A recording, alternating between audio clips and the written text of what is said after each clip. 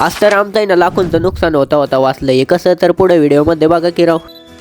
राम राम भावांनो, स्वागत आहे तुमचं आपल्या नवीन एका मिनी ब्लॉगमध्ये. जसं माझं नशीब कधी कधी धोका देत असताना तसंच आज आहे ना वातावरणाने धोका दिला होता. म्हणून आहे ना देवगावला जायचा प्लॅन केला होता. मग देवगावला आलो आणि देवगावला आहे ना पाट्यावर पप्पांना काम होतं आणि मला दुसरं काम होतं. आता मला काम असं होतं की गाडीमध्ये पेट्रोल टाकायचं होतं. मग पप्पांना म्हणलं तुम्ही तुमचं काम करा, मी पेट्रोल टाकून येतो. मग पेट्रोल पंपावर आलो आणि पेट्रोल पंपावर एवढी मोठी लाईन बघून चक्कच झालो. मग गाडीमध्ये पेट्रोल वगैरे टाकलं आणि डायरेक्ट निघालो भाऊ फाट्यावर. आता असं झालं की कॅमेरा पलटायला गेलो आणि हजारांचं नुकसान होता होता वाचलं, कारण मोबाईल पडायला आलता माझ्या हातातून. फाट्यावर आलो आणि फाट्यावर येऊन आहे ना आपल्याला घ्यायची होती ताडपत्री. मग ताडपत्री वगैरे घेतली आणि डायरेक्ट निघालो घराकडे. घरी येऊन आहे ना मला असं काम होतं की मला आहे ना मम्मीला घेऊन जायचं होतं शेतामध्ये आणि पप्पा येणार होते भाऊ एका व्यापाऱ्याला घेऊन. मी मम्मी तर शेतामध्ये आलो होतो, पण आता येणार होते भाऊ एक व्यापारी. आता त्यांना ना आपले कांदे दाखवायचे होते. पप्पांनी ना त्या व्यापारीला आणलं होतं आणि त्यांनी ना आपले कांदे पण बघून घेतले ते. पण आता असं झालं होतं 2-4 दिवसापूर्वी आपण त्या व्यापाऱ्याला कांदे दाखवले होते का तेच व्यापारी निघले भाऊ. आणि ते म्हणे मला काही व्हिडिओ मध्ये घेऊ नको. मग त्यांना तर काही घेतलं नाही. त्यानंतर आहे ना दुसरे व्यापारी आलते. आता दुसरे व्यापाऱ्याला पण कांदे दाखवायचे होते. यांना पण आहे ना कांदे वगैरे दाखवून दिले आणि आपण आणलेला फट्टा होता ना त्यांनी सगळे कांदे झाकून दिले, कारण हे व्यापारी ना लय कमी भाव सांगत होते म्हणून कांदे झाकून टाकले. आणि तुमच्या नजरेत जर कोणी एखादा व्यापारी असेल ना त्याला हा व्हिडिओ शेअर करून टाका बरं का. आणि आपण जर हे पट्टे जर नसते आणले ना डायरेक्ट कांदे पावसानं ओल्ले झाले असते. कांदे जर ओल्ले झाले असते तर आपलं लाखोंचं नुकसान झालं असतं. तुम्ही जर आपल्या चॅनलवर नवीन असाल तर फॉलो करायला विसरू नका, कारण की आपण 5000 फॉलोअर्स चॅनल थोडंच जवळ आहे.